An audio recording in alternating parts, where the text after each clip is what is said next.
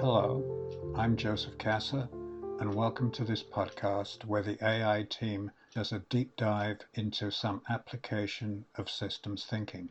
Ever get that, sinking feeling? When you're staring at an essay question on an exam, you know you studied, but suddenly your mind's blank. Oh, absolutely. How do I even start to answer this thing? Well, today we're doing a deep dive into this guide by Dr. Joseph Kasser.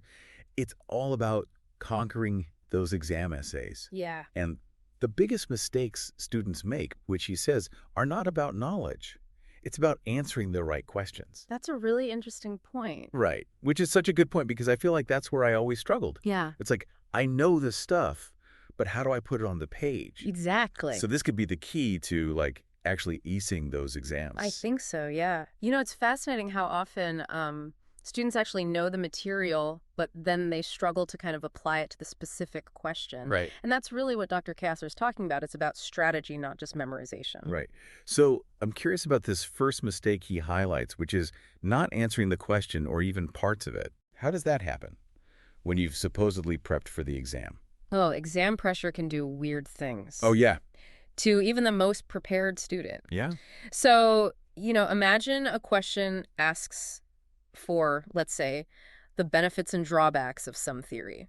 And you only talk about the good stuff. Well, you've missed half the question, essentially. Right. Those are points just gone. Yeah. That's a painful mistake to make. Ouch. It is. It is. So to combat this, he mentions this technique called STAL, which sounds a little, I don't know. A little unusual. Yeah, what's that about? Yeah. STAL stands for stop, think, ask, look, and list. Okay. And it's basically, it's a simple framework, really, to encourage that careful reading and breaking down those sometimes really complex exam questions. Yeah. So first, you stop, take a breath, avoid that initial panic. Right. Then think, analyze what's actually being asked, not what you hope it is. Right. Very important distinction. Yeah. Yeah, that makes sense. It's like taking that moment to recenter yourself before you actually dive in. Exactly. Yeah. Exactly. Then you ask yourself, do I understand every term here? No shame in mentally defining things for yourself Right. if you need to. Yeah. Next, you look for those key words, the ones that kind of give away what the examiner's really looking for. Uh-huh. And finally, list.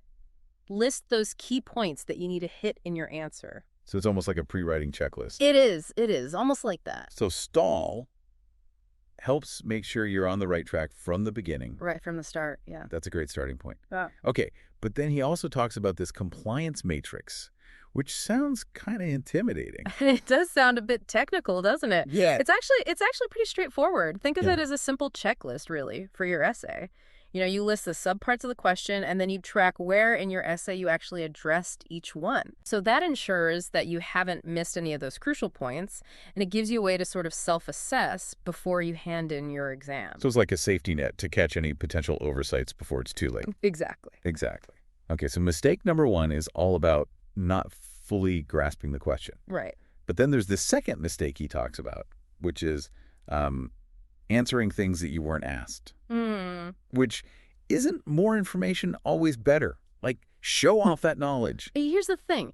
Providing extra information that wasn't actually requested can actually work against you. Really? It can, because it can waste precious time.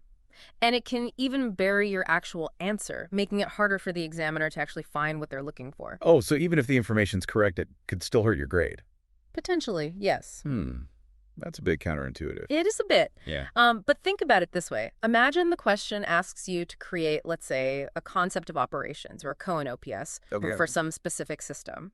Now, if you spend time defining what a Cohen OPS is, you're missing the point, right? The examiner's expecting that you already know that in order to be able to create one. Right. So you've wasted time explaining something that they already assumed you knew. Right. So it's about understanding what your audience, in this case the examiner, already knows and expects. Exactly. It's not just about showing off all the facts you crammed in your brain. Yeah, it's about demonstrating your ability to apply your knowledge in a targeted and relevant way, Right. not just sort of throwing everything at the wall and hoping something sticks. Right.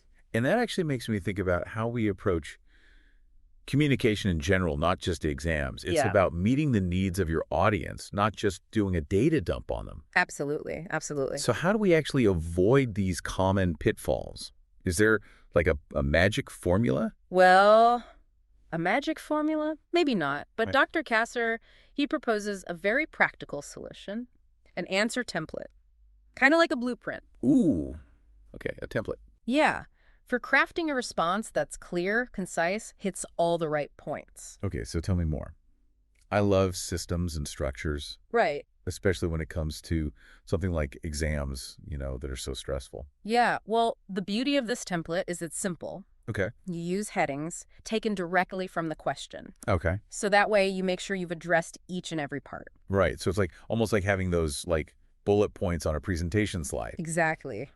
Keeps the audience on track. Exactly. And here's a key tip. Use the exact wording from the question. Don't swap out like benefits for advantages. Right. Even if they seem like synonyms to you. Yeah. Examiners are often looking for those specific keywords. Right. So it's about speaking their language, Yeah. showing them that you understand the nuances of what they're asking. Ex- So I can already see how this approach, it's so structured, it would help avoid those two big mistakes we talked about. Yeah. Keeps you focused, make sure you hit all the points the examiner is looking for. Right. It's like a double whammy of exam success. Exactly. But, okay, how does this actually work in practice? Does he give any examples?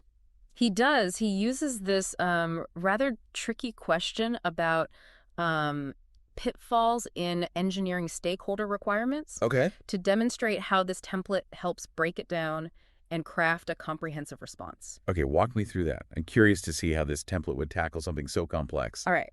So first, you got to identify all the sub-questions hiding within the main question. Right. So in this example, you're asked to identify pitfalls, explain their causes, and propose mitigation strategies, Oh, wow. all while giving examples. So it's easy to get lost. That sounds overwhelming. Just reading that question, be like, Exactly. And that's where the template comes in. So you create separate headings for each of those sub-questions, mirroring the exact language from the prompt. Right. So you'd have a heading for like major pitfalls, another for frequent errors, one for possible causes, and so on. Got it. And this acts as your roadmap, basically. Keeps you from veering off course. Okay, so it's like breaking down a massive project into like manageable chunks. Exactly.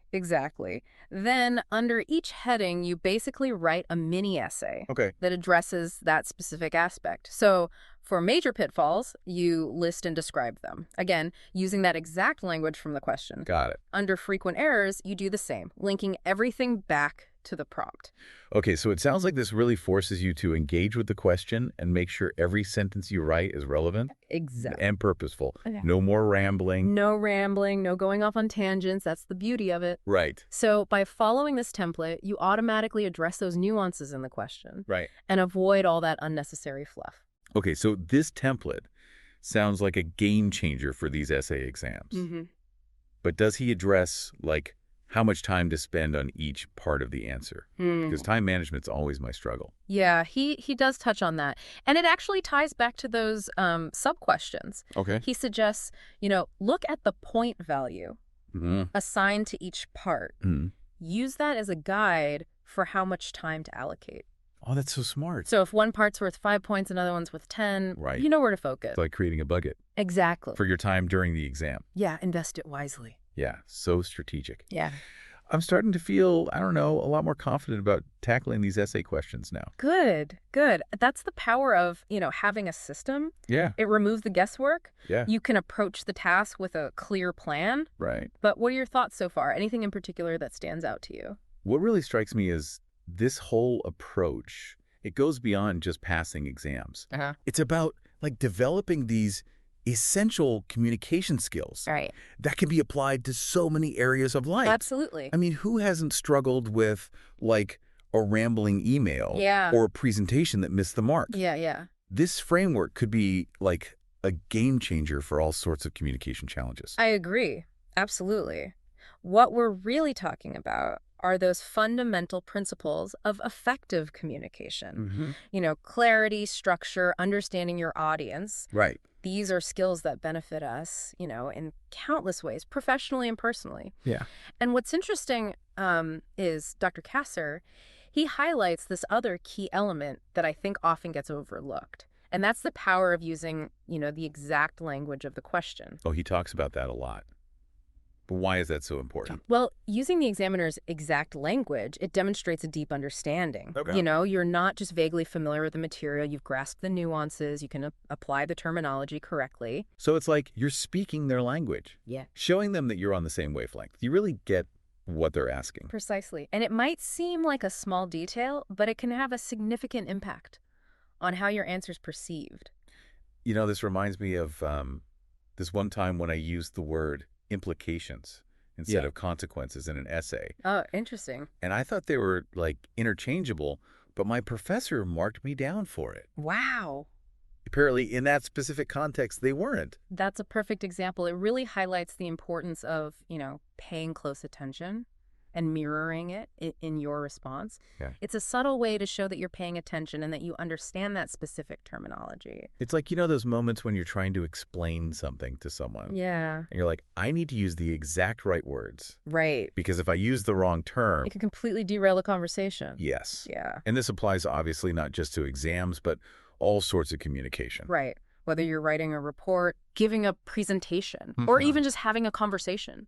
Using that precise language, Right. It ensures clarity, Yeah. minimizes that risk of misinterpretations. This whole conversation is making me realize how much thought goes into effective communication. It really does. It's not just about getting the information out there, it's about packaging it the right way. Absolutely. So it resonates. Yeah. It achieves your desired outcome. Exactly. It's a skill worth mastering, that's for sure. Yeah, for sure. But let's not forget about Dr. Kasser's secret weapon here. Right. The answer template. Yeah, let's unpack that. Now that we've covered kind of these crucial communication principles, Mm-hmm.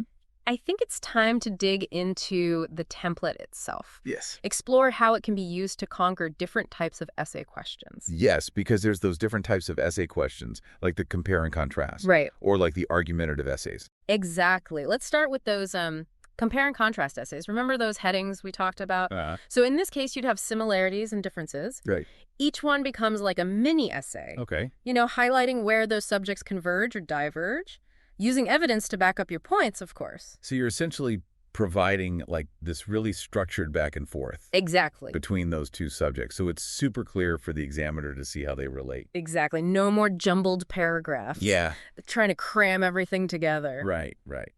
Okay, and then what about those argumentative essays? Well, for those, your headings would be your key arguments. Again, each one supported by evidence, reasoning, the whole 9 yards. Mm-hmm. You might even include a counter-arguments section. Oh, okay. To show you've considered those opposing views. Right. Which can actually strengthen your position. Okay, so it's not just blindly arguing your point. It's showing that you've actually thought critically. Exactly. Thinking critically is key here. Yeah. And the beauty of this template is it encourages that kind of deeper engagement. It helps you break down complex ideas, organize your thoughts, present them in a clear, compelling way. It's like having this mental scaffold almost. Yeah. To support your ideas and make sure they're all logically connected. Yeah. And the best part is this approach, like we've kind of been hinting at, can be applied to way more than just exams. Oh, absolutely. I mean, we've been talking about essay writing, but these principles, clarity, structure, understanding your audience, Right. Those are essential for any form of communication. Right. So whether you're writing a report, crafting an email, even just having a conversation, Yeah. these skills can really make you a more effective communicator. This has been such an eye-opening deep dive. I'm already my brain's going, how can I apply this to my own work? Yeah, To how I communicate? exactly. It's not just about acing exams. It's about becoming a more confident, articulate communicator. Absolutely. That's the real takeaway here.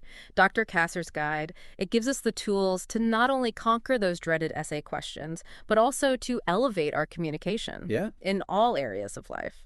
So for our listeners out there, remember, it's not just about what you know, but how you apply it. Embrace structure, clarity, and always consider your audience.